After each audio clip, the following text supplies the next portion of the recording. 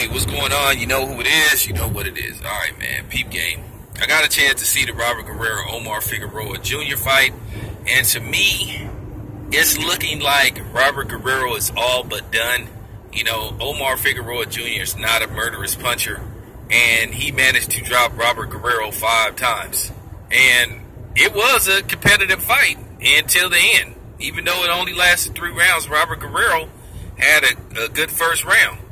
And he tried to fight, you know, in the second and third all the way to the end, but he just didn't have it.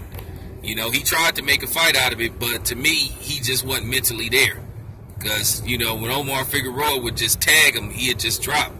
And to me, he's just showing that his heart may not be in boxing anymore. His mind may be somewhere else, which is dangerous. You know, like I said before, Omar Figueroa Jr. is not a murderous puncher.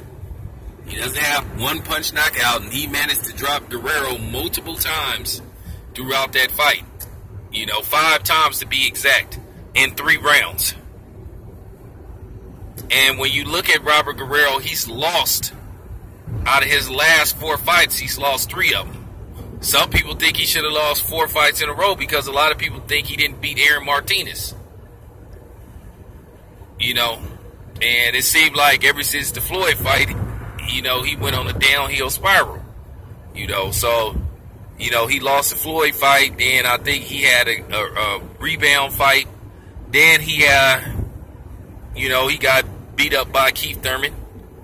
Then he had a fight after that he ended up winning, you know, with Aaron Martinez. And then he goes on to lose 3 fights in a row.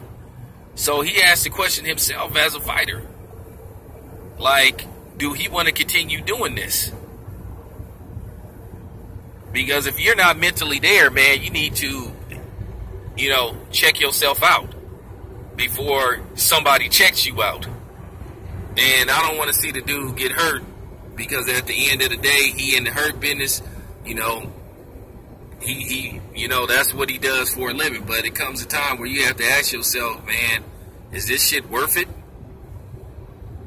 Because based off what I saw, you know, he's not there anymore. And the same thing with Art Dispuka.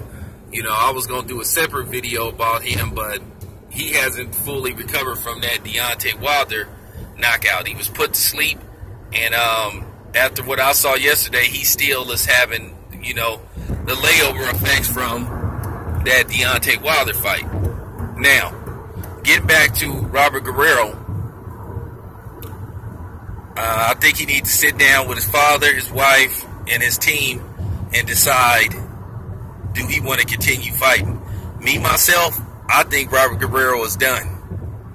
I don't ever see him being a main event for any fighter or any big-time fighter or some of these up-and-coming, you know, 147 monsters.